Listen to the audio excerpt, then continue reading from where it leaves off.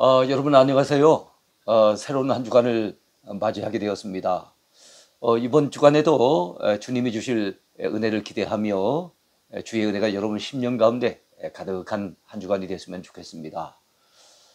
농부가 한 해 농사를 마치고 추수를 끝낸 그런 계절인데요. 우리의 삶도 올 한 해 이제 서서히 한 해를 정리해야 되고 또 마감해야 되는 그런 시점에 이른 것 같습니다. 거리에 나가면은 이제 낙엽이 떨어져서 뒹굴고 날씨가 점차 추워지면서 스산함이 느껴지는 그런 계절입니다. 하지만 주의 은혜로 말미암아 우리의 심령만은 따뜻하고 더욱더 풍성한 그런 시간들이 됐으면 좋겠습니다. 자, 263강인데요. 망원경으로 보는 베드로전서 첫 번째 시간, 오늘부터 3일 동안은 베드로전서를 통해서 은혜를 나누려고 합니다. 베드로가 전한 소망의 서신, 이런 주제가 되겠습니다.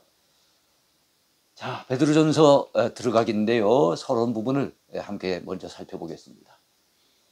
먼저 명칭입니다. 베드로전서, 왜 베드로전서라고 부를까요?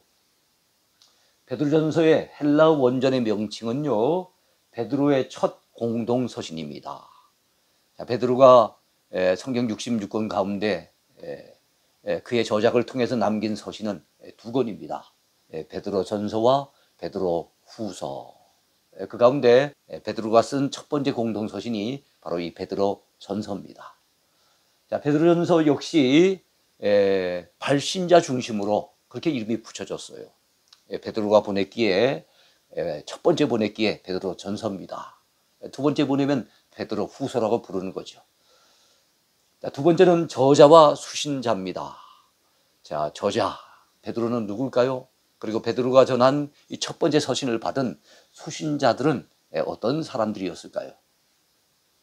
베드로전서 1장 1절에 의하면은 이 저자에 대해서 예수 그리스도의 사도 베드로라고 이 서신의 저자가 베드로인 것을 아주 분명하게 언급하고 있습니다. 또한 본서의 내용이 사도행전에 나타나는 베드로의 설교들과 아주 여러 가지 측면에서 유사한 모습으로 보아 이건 베드로의 저작이 틀림없다, 학자들은 그렇게 봅니다. 자, 여러분, 특별히 기독교 역사 속에 아주 훌륭한 교부들, 초기 교부들 가운데 폴리갑, 이레니우스, 알렉산드리아의 클레멘트, 터툴리안 같은 이런 초대 교부들 역시 이 베드로 저작서를 뒷받침해주고 있습니다. 자, 베드로전서의 수신자는 누굴까요? 본도, 갈라디아, 갑바도기아, 아시아와 비두니아에 흩어진 나그네라고 1장 1절에 언급하고 있습니다. 자, 여기 나와 있는 본도, 갈라디아, 갑바도기아, 아시아와 비두니아, 이런 지역은 어떤 지역입니까? 오늘날로 친다면 터키인데요. 성경 가운데는 소아시아로 언급되어 있는 바로 그 지역입니다. 자, 베드로 사도는요, 바로 이 소아시아 곳곳에 흩어져 있던 나그네들, 믿음의 나그네들이죠. 기독신자들 가운데 흩어져 있는 이 디아스포라 성도들, 그들에게 이 서신을 전한 것으로 그렇게 여겨집니다. 지금도 성지순례를 가면요, 이 갑바도기아 같은 터키의 내륙 지역에 기독신자들이 과거에 박해를 피해서 그곳에 은신하면서 신앙생활했던 그 발자취를 우리는 더듬어 볼 수가 있습니다. 깊은 동굴 가운데, 저 아주 깊은 지하 동굴 가운데, 어떤 동굴은 그 가운데 2만여 명이 모여서 살고 있었던 그런 동굴 가운데서 그들은 믿음을 지켜내고 있었던 겁니다. 자, 세 번째는 기록 연대입니다. 자, 본서는 서기 64년경 로마 제국 네로 황제, 자, 기독교를 갖다 박해했던 대표적인 로마 황제지요. 네로 황제부터 시작을 해서 약 10명의 황제가 222년 동안 우리 기독교에 대해서 엄청나게 박해를 가했습니다. 그 첫 번째 주자가 바로 이 네로 황제예요. 그때부터 시작된 이 기독교 박해가 막 이제 시작될 그 무렵에 기록된 책이 바로 이 베드로 전서였습니다. 기록 장소는요, 바벨론으로 상징되는 로마 제국의 중심 도시, 바로 로마시입니다. 로마시에서 이 베드로가 이 베드로 전서를 썼을 것이다, 이렇게 봅니다. 자, 네 번째는 중심 주제인데요. 항상 이 성경에서는 주제가 대단히 중요하지요. 자, 베드로 사도는요, 소아시아 지역에 곳곳에 흩어져 살고 있었던 성도들, 그 가운데는 유대인 성도들도 있었고 이방인 성도들도 있었는데요. 그 흩어져 살고 있었던 나그네와 같은 이 성도들에게 이 서신을 써 보내는데요. 그것을 돌려가며 읽은 것으로 여겨집니다. 그래서 이 베드로전서를 회람서신이라고 얘기를 하죠. 성경 가운데는 회람서신이 몇 권 있습니다. 한 지역에서만 본 것이 아니라 돌려가면서 그 인근에 있는 여러 교회들이 같이 보게 되는 경우 회람서신이라고 이렇게 부릅니다. 자, 이 지역의 교회들은요, 대부분 베드로가 직접 설립한 것으로 추측이 되고 있습니다. 그 교회 구성원들은요, 그 지역의 디아스포라 유대인 성도들뿐만 아니라 이방인 성도들도 상당수 포함되어 있는 것으로 이렇게 보여집니다. 그렇습니다. 여러분, 히브리서나 야고보서는 주로 유대인 성도들, 디아스포라 유대인 성도들에게 보내진 편지였다고 한다면 베드로전서는 유대인들뿐만 아니라 그 교회 구성원들 가운데 이방인들도 다수 포함되어 있는 그런 교회 공동체에게 바로 이 편지를 보냈다는 것을 알 수가 있습니다. 자, 그런데 베드로 사도가 이 본서를 기록할 당시에는요, 서기 64년에 로마시에서 막 시작이 되었던 네로 황제의 기독교 대박해가 로마 제국 전역으로 막 확산되어 나갔던 바로 그런 상황이었다는 것을 우리가 알 수 있어요. 베드로 전서를 통해서 우리는 그 당시 역사적인 배경을 엿볼 수가 있습니다. 자, 기독 신자들 입장에서는요, 그야말로 불시험을 당하게 된 거예요. 뜨거운 불시험, 고통스러운 이 박해 시기를 그들이 만나게 된 것입니다. 자, 이에 베드로 사도는요, 그리스도인이라는 이유로 부당하게 받는 여러 가지 박해와 고난으로 인해서 위기 상황에 처해 있던 당시의 성도들을 위로해주고 격려해주기 위해서 이 본서를 집필한 것으로 우리는 그렇게 보고 있습니다. 그렇습니다. 이 베드로 전서는 따뜻한 위로가 그 가운데 깃들어져 있어요. 믿음의 성도들을 격려하고자 하는 그런 메시지가 다수 포함되어 있습니다. 히브리서와 야고보서가 극한 시험과 환난 가운데 기독교회를 떠나려고 하는 자들, 그들과 기독신자로서의 자기의 신분, 자기의 정체성을 숨기고 살아가려고 하는 자들에게 경고를 보낸 메시지라고 한다면 어떤 성경이요? 히브리서와 야고보서가 경고의 메시지라고 한다면 베드로전서는 그 내용이 사뭇 달라요. 오히려 그 당시의 성도들을 위로하고 격려하는 이런 소망의 서신이라고 할 수가 있을 것입니다. 그렇습니다.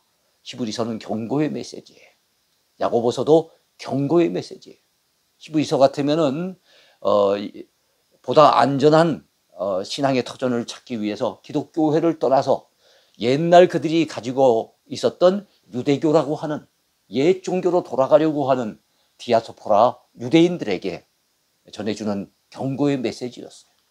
야고보서는요, 기독교 신자라고 하는 이 정체성을 갖다가 그대로 드러내면 대단히 위험해질 것을 알고 그들의 기독 신자로서의 신분과 정체성을 숨기고 세속화되려고 하는 세상으로 마음이 기울어지는 그런 자들에게 보내는 경고의 메시지였습니다. 그에 비해서 이 베드로전서는 경고의 메시지가 아닙니다. 위로의 메시지며 격려의 메시지예요. 고난 중에도 이 고난을, 이 박해를 잘 참고 견뎌내면 우리 하나님이 반드시 우리를 도와주실 것이라고 하는 그런 위로가 베드로전서 가운데 가득 차 있습니다. 자, 다섯 번째는 핵심 요절입니다. 베드로전서의 핵심 요절은 무엇일까요? 소망의 서신이라 일컬어지는 이 베드로전서의 핵심 요절은 4장 12절과 13절 말씀이라고 하겠습니다. 극심한 환난 중에도 주님께 대한 소망을 가지고 인내할 것을 강조하는 말씀이 바로 4장 12절과 13절 말씀이에요. 사랑하는 자들아, 너희를 연단하려고 오는 불시험을 이상한 일 당하는 것 같이 이상히 여기지 말고 오히려 너희가 그리스도의 고난에 참여하는 것으로 즐거워하라.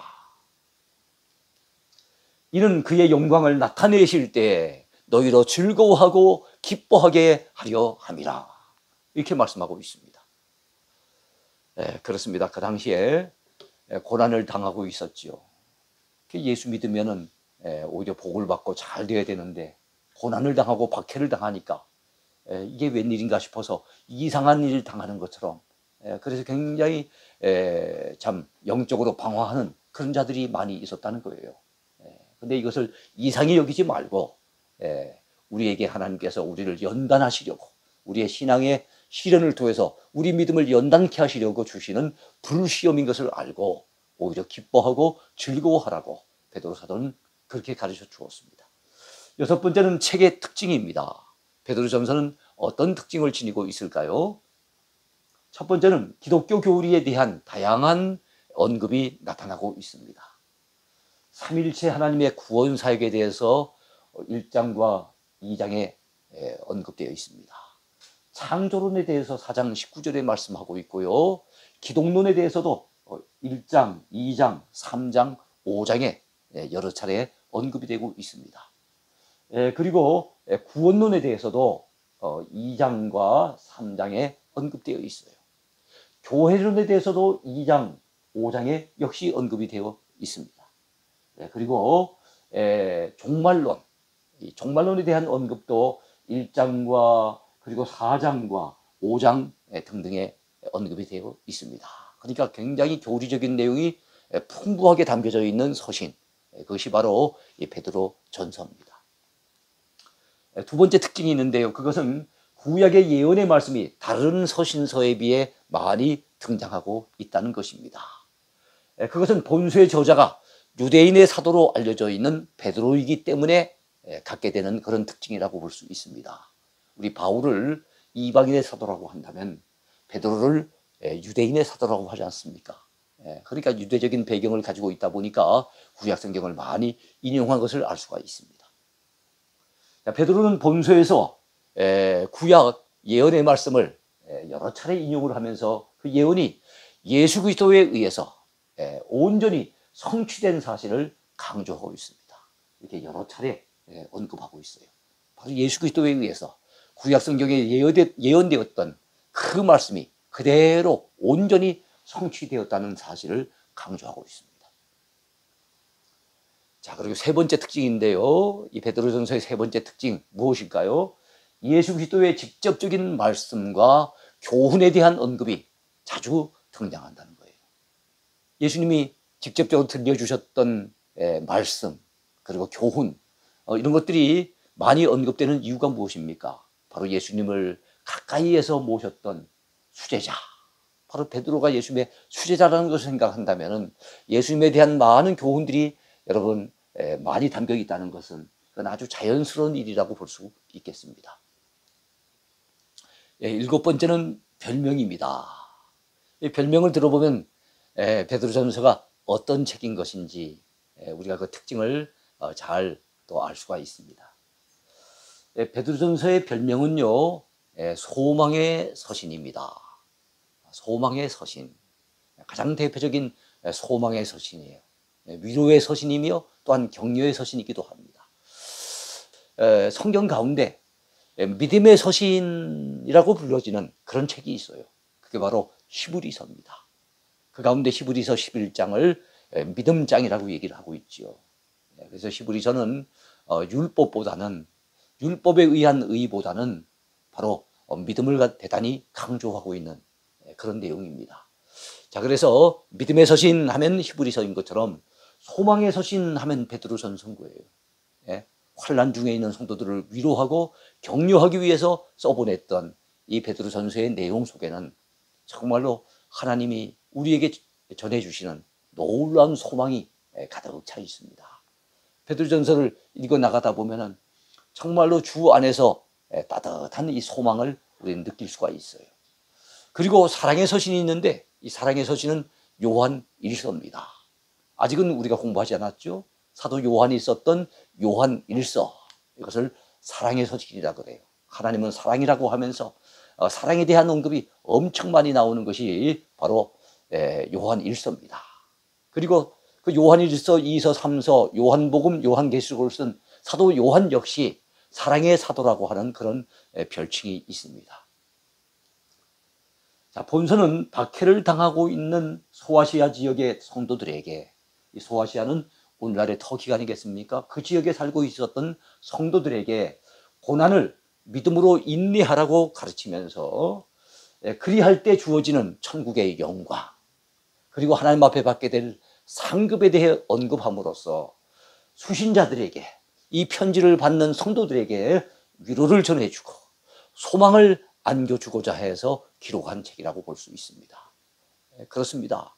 여러분, 힘들고 어려울지라도, 고난 중에 있고 박해 중에 있을지라도 하나님 앞에 결국에는 누리게 될 그 천국의 영광, 그것을 미리 믿음의 눈으로 바라볼 수 있다면, 그리고 하나님 앞에 받게 될 그 놀라운 상급을 믿음으로 미리 내다볼 수 있다면, 여러분 그 어려움도 이겨내고 그 고난도 견뎌낼 수 있지 않겠습니까? 그런 차원에서 사도 베드로는 고난 중에 인내할 것을 말씀을 하면서 이 수신자들에게 위로와 소망을 안겨주고자 원했던 것입니다.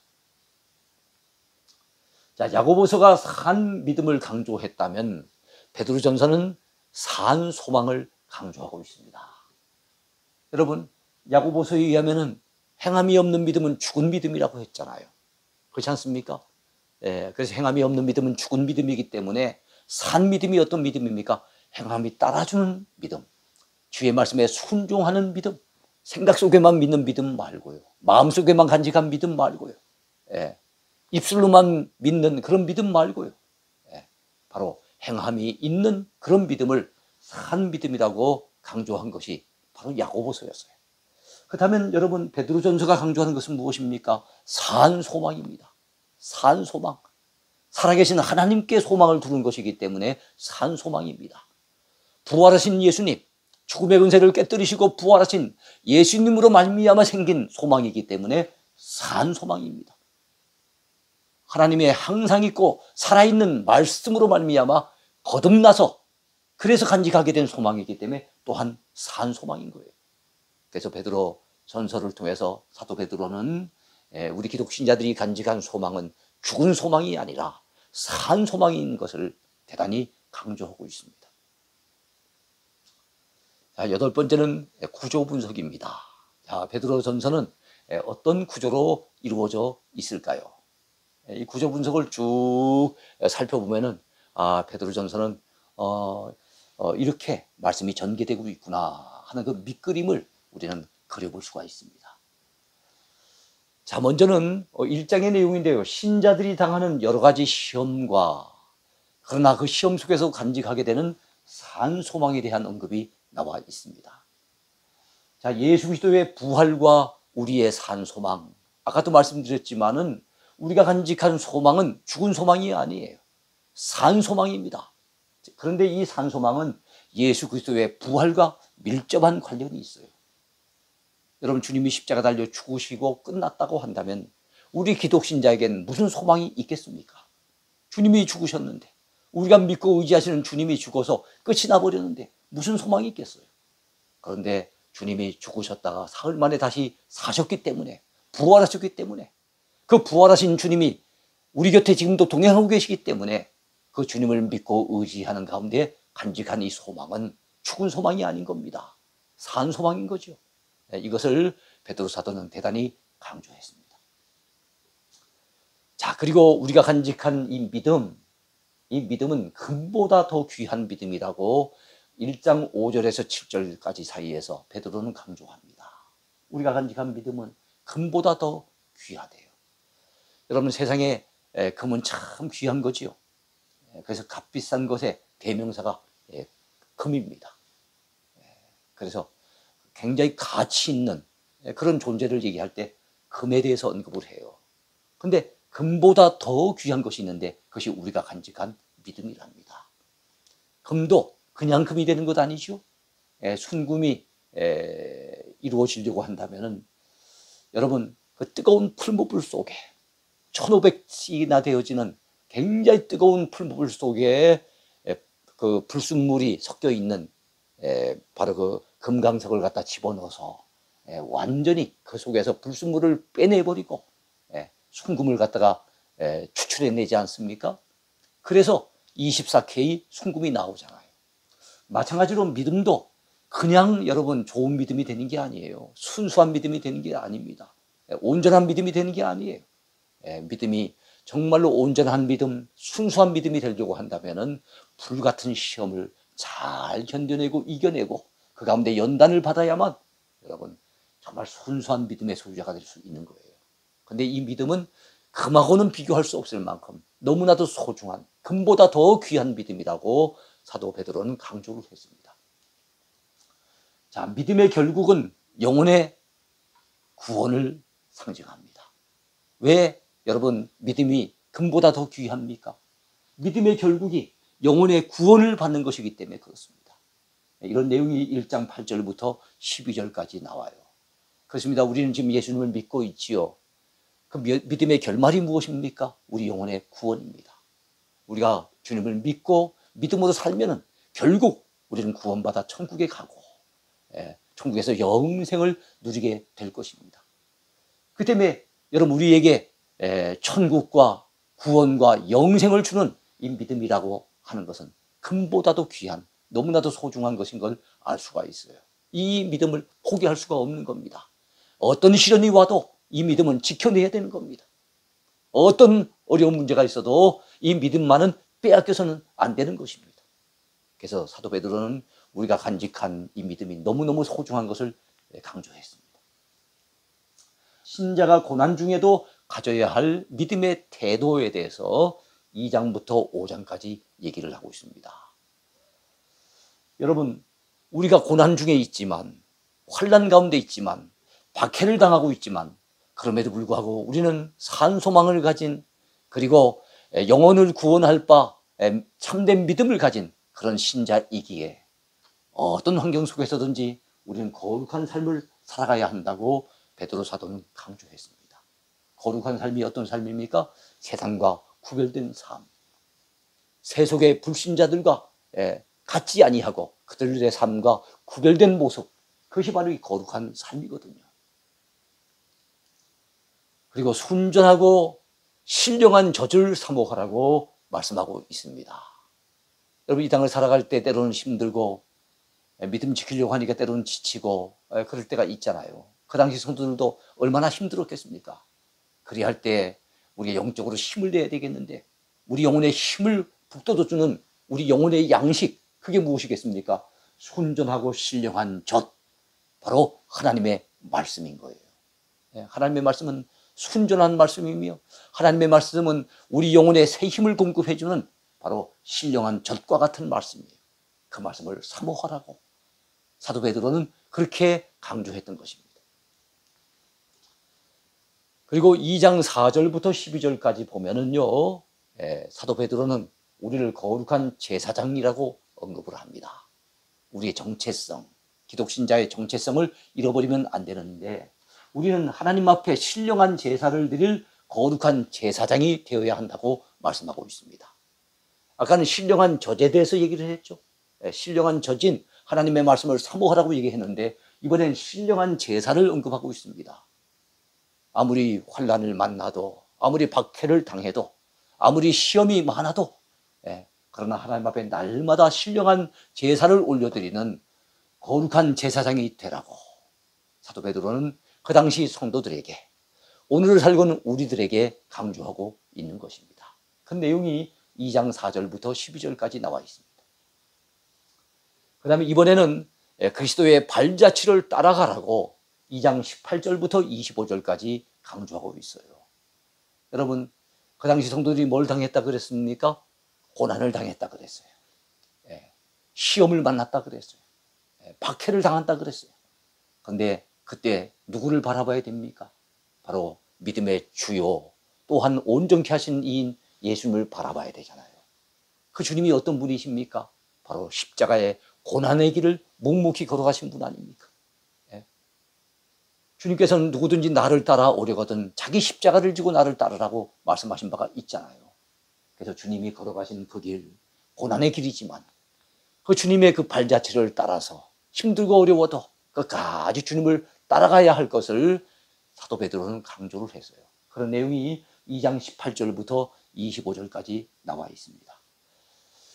그 다음에 순종과 선행으로 단장하라는 말씀이 3장 1절부터 22절까지 나와 있습니다. 여러분, 외모를 단장하지 말고 우리는 내면을 단장해야 되는데 어떻게 단장해야 된다고 가르치고 있습니까? 순종으로 그리고 선행으로 단장하라고 가르치고 있습니다. 불신자들은, 이방인들은 외모 단장하기에 급급하잖아요. 그러나 믿는 자들은 달라야 된다는 거죠. 바로 순종과 선행으로 자기의 내면을 잘 단장하라고 하는 것을 베드로 사도는 강조했습니다. 자, 이번에는 3장 15절부터 16절까지의 말씀인데요. 베드로전서에서 우리를 주목하게 만드는 굉장히 중요한 구절입니다. 그게 어떤 내용입니까? 너희의 소망에 관한 이유를 묻는 자에게 대답할 말을 예비하라. 그렇게 말씀을 했어요. 여러분, 그 당시 기독신자들은 혼란 가운데 있었지만 생기가 넘쳤다 그랬잖아요. 그들에게 하나님께 대한 소망을 간직하고 있는 그들에게는 생기가 있었던 거예요. 하나님을 소망했기 때문에, 부활하신 주님을 의지했기 때문에, 천국을 바라보았기 때문에 그들은 세상 가운데 혼란을 당했지만, 박해를 당하고 있지만 그럼에도 불구하고 소망 중에 즐거움을 가지고 살아가고 있었던 겁니다. 그런데 여러분, 믿지 아니하는 이방인들 입장에서 봤을 때는 그게 굉장히 궁금한 거예요. 아니, 저 기독신자들은 저렇게 어려움을 당하는데도 어떻게 저런 어려움 속에서도 기뻐할 수 있을까? 즐거워할 수 있을까? 어떻게 저런 극한 고난 속에서도 저들은 생기 있게 살아갈 수 있단 말인가? 이런 궁금증을 가지고 묻는 자들에게 대답할 말을 예비하라는 거예요. 우리는 돈이 많아서도 아니고 건강해서도 아니고 다른 이유가 있는 것이 아니라 우리의 소망 되시는 하나님, 우리가 믿고 의지하고 바라보는 그 하나님 때문에 우리는 이렇게 소망 중에 살아가고 있노라고 대답하라는 거예요. 그것을 준비하라는 겁니다. 여러분, 그런 소망에 관한 이유를 오늘날도 불신자들은 우리 믿는 자들을 바라보면서 가질 수 있겠지요. 우리가 예수님을 잘 믿는다면 그들은 우리의 소망의 이유를 알고 싶어 할 겁니다. 그들에게 우리도 그 이유를 분명하게 대답해 줄 수 있는 저와 여러분이 됐으면 좋겠습니다. 자, 하나님의 뜻을 따라 육체의 남은 때를 살아가라고 4장 1절부터 11절까지 말씀하고 있습니다. 여러분, 하나님의 뜻, 여기에 비교되는 단어가 베드로전서에 나오는데요. 그것은 바로 이방인의 뜻입니다. 육체의 남은 때와 비교되는 또 단어도 나와요. 뭡니까? 육체의 지나간 때입니다. 육체의 지나간 때는 혹시 하나님의 뜻을 제대로 깨닫지 못하고 이방인의 뜻을 따라 불신자들처럼 세상 가치관을 쫓아서 그렇게 살아왔을지라도 육체 남은 때만은 그렇게 살아서는 안 된다는 거예요. 육체 남은 때만은 하나님의 뜻을 따라 살아가라고 사도 베드로는 그렇게 강조했던 것입니다. 그렇습니다. 오늘날 우리들도 마찬가지죠. 우리의 육체 남은 때는 얼마나 될까요? 우리는 알지 못합니다. 그러나 분명한 것은 우리의 육체 지나간 때는 이젠 돌아오지 않는다는 거예요. 그리고 우리의 육체에 지나간 때에는 때로는 이방인의 뜻을 따라 불신자들처럼 우리도 죄 짓고 세상 욕심을 쫓아 그렇게 살았을지도 모르겠어요. 우리의 육체 남은 때가 얼마일런지는 알지 못하지만 분명한 것은 이제 육체 남은 때만은 절대로 이방인의 뜻을 따라 살지 말고 하나님의 뜻을 따라 살아가야 된다는 것. 이것이 베드로가 그 시대의 성도들에게 전해주고 싶었던 메시지고 오늘 살고 있는 우리에게 전해주고 싶은 메시지가 아니겠나 생각이 들어요. 아무쪼록 오늘 이 강의를 듣고 계시는 여러분들도 육체 남은 때를 하나님의 뜻을 따라 살아가는 멋진 인생이 되시길 바라겠습니다. 자, 그리고 여러분 4장 12절부터 19절까지 사이에 보면은요, 고난의 불시험을 참고 즐거워하라 라고 하는 또 내용이 나와요. 그렇습니다. 그 당시 기독신자들이 당했던 시험, 환난, 박해, 고난, 이런 것들은 뭡니까? 바로 불시험이었어요. 너무나도 힘든 시험이기 때문에 불시험입니다. 풀무불에 던져지는 것처럼 너무나도 힘든 시험이기 때문에, 너무나도 뜨거운 시험이기 때문에 불시험이라고 언급을 하고 있는 거예요. 자, 이 고난의 불시험을 갖다가 참고 인내해야 되지 않겠습니까? 오히려 그 속에서도 즐거워하면서 살아야 되지 않겠습니까? 바로 그런 어떤 바람으로 사도 베드로는 4장 12절부터 19절까지 말씀을 언급하고 있는 것입니다. 그리고 마지막 5장 1절에서 11절까지의 내용에 보면요, 깨어서 마귀를 대적하라 하는 말씀이 나와요. 그렇습니다. 여러분, 영적으로 잠들어 있으면 오는 사자와 같이 두루 다니면서 삼킬자를 찾고 있는 이 마귀를 대적할 수 없는 거예요. 이겨낼 방법이 없는 겁니다. 그래서 영적으로 깨어 있어야 된다고, 절대로 영적으로 잠들지 말라고, 그리고 영적으로 강한 믿음으로 무장돼야 된다고, 굳건한 믿음의 반석 위에 서 있어야만 마귀를 능히 대적해서 이길 수 있다고, 이렇게 강조하고 있는 메시지가 바로 5장에 나타나 있어요. 베드로전서는 이렇게 5장까지 있습니다. 이런 내용들이 이번에 우리가 같이 살펴보게 되는 베드로전서의 말씀이지요. 아무쪼록 이 말씀을 통해서 오늘 여러분들도 은혜 받으시기 바라고, 여러분 심령 가운데 소망이 가득한 그런 놀라운 은혜가 임하게 되길 바라겠습니다. 우리가 사는 세상 만만치가 않지요. 코로나 상황 속에 우리도 여러 가지 많이 힘이 듭니다. 요즘은 경제적으로도 굉장히 힘들어하는 분들이 많이 있을 것 같아요. 나라 안팎을 이렇게 바라볼 때마다, 또 뉴스를 들을 때마다 참 우리의 걱정거리가 많이 쌓여져 가고 늘어가는 것을 갖다 우리가 느낄 수가 있어요. 이러할 때 우리가 간직해야 될 것, 바로 하나님께 대한 소망입니다. 산 소망입니다. 불신자들이 부러워할 만큼, 그 소망의 이유가 궁금할 만큼 우리는 소망을 간직하고 살아가야 될 줄로 믿습니다. 감사합니다. 하나님의 꿈이 나의 비전이 되고 예수님의 성품이